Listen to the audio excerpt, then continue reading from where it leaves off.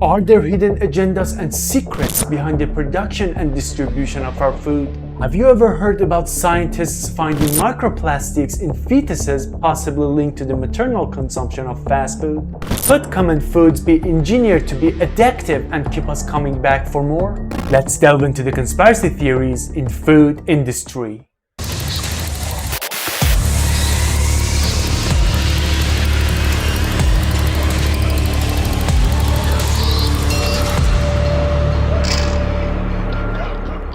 Hello guys, what's up? In this video I want to mention theories that, if true, can have very negative impact on our daily lives. Not only for us, but for every human being who sets foot on earth, their children, their children's children, and ultimately for the future of humanity on this planet. These conspiracy theories revolve around nothing but food. Food that you and I consume every day, entering our bodies and directly affecting our brains and bodies. What effects they have and how much is the extent of their impact, we will discuss in a couple of theories. The first thing to discuss is not only the conspiracy theory, but also the scientific facts about the existence of plastic in food and its effects on us. When I mention plastic, you might think yourself that plastic isn't necessarily a good thing, but I definitely won't eat plastic. Yeah, I do come into contact with plastic at times.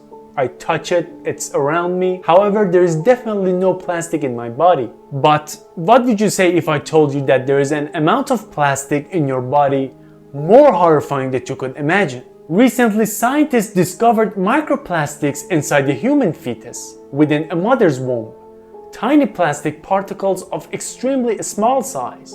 This subject is very recent to the point where science doesn't fully understand its effects on humans. But they're certain that there are harmful chemicals in plastic that in the long term could pose a serious danger to human life. Astonishingly, even a newborn child has plastic inside their body. Can you guess how plastic enters the fetus? It can happen when the mother consumes plastic or breathes it in.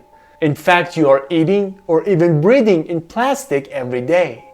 But you might wonder, how is it possible that I'm eating plastic? It's understandable that you might not fully grasp the depths of the disaster that plastic actually represents. Let me break it down for you this way. A few years ago, an anonymous individual discussed plastic on internet without showing his face or revealing his name. He tells a story of his work experience at one of the largest plastic factories. One day, he visited his boss's house carrying a plastic water bottle. He recalls, "The moment I entered my boss's house and he saw the bottle in my hands, he yelled at me, saying, 'In this house, you are not allowed to bring plastic with you.'"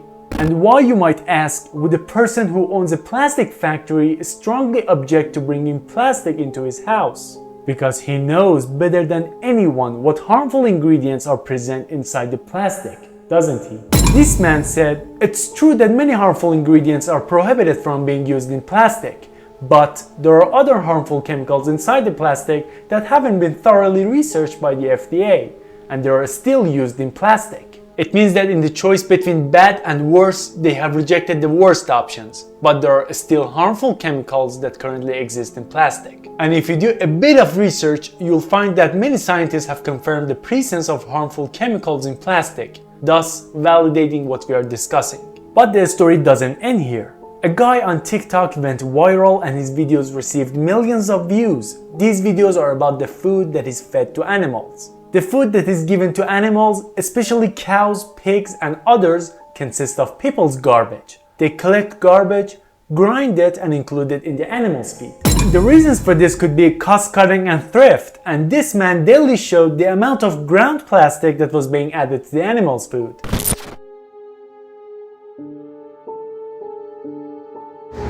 Stuff like this gets put in here. Plastic and all, don't even matter. Plastic, cardboard boxes, pallets, everything's grounded into this right here. So think about it. How much plastic these animals consume on a daily basis? It enters their bodies, and when you eat their meat, it enters yours. If you become pregnant later on, it enters your baby and exposes you and your entire generation to high risk. This isn't the only way that plastic enters our bodies. A quick Google search reveals evidences that plastic enters through the sea, from the bodies of animals, through the air, and many other ways. Plastic is literally destroying planet Earth, and everything we eat introduces plastic into our bodies at the same time.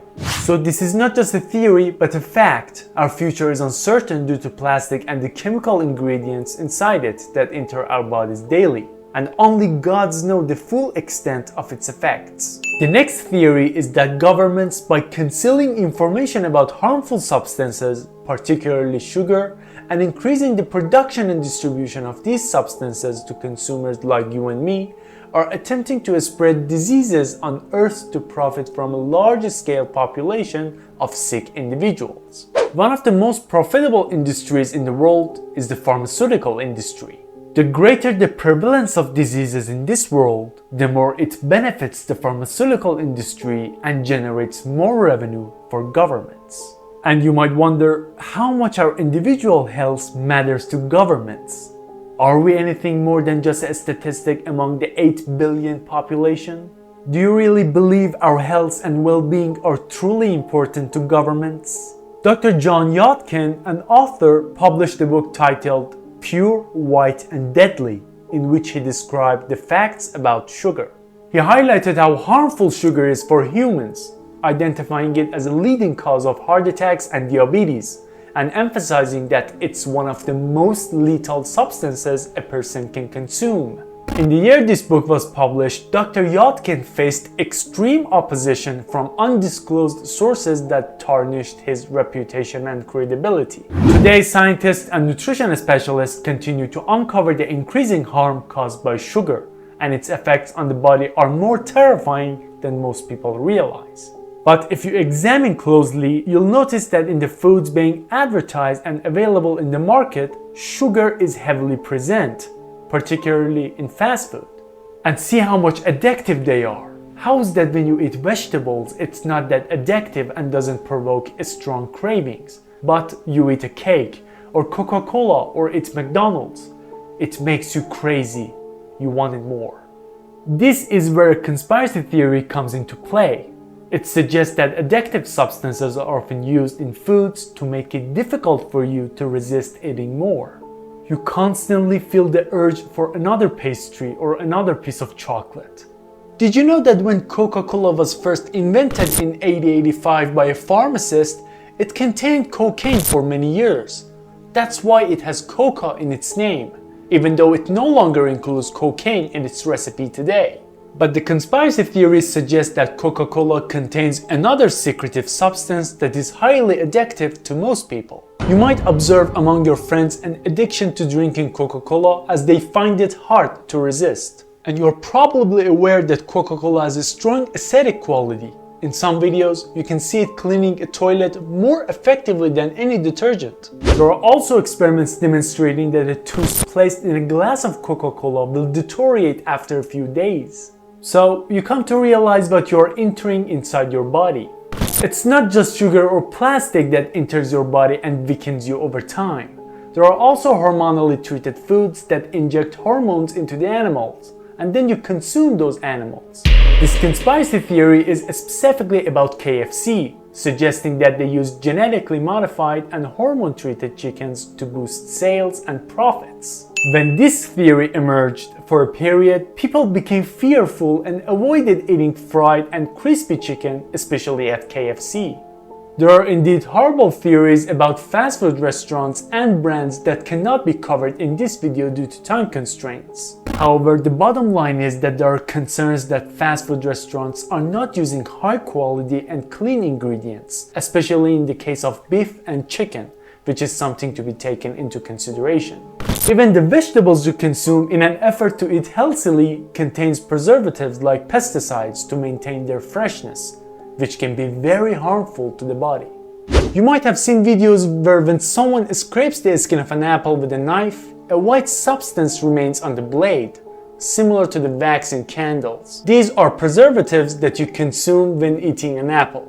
This story doesn't end, and there are thousands of cases that could serve as examples in our discussion. It's like a rabbit hole, and if you dive into it, you'll find a completely different and endless world. but I've attempted to summarize some very significant and considerable theories concerning food in general. Please, for God's sake, be careful on what you're eating. Make sure you give me a thumbs up and check my other episodes here and here. Until the next video, see ya.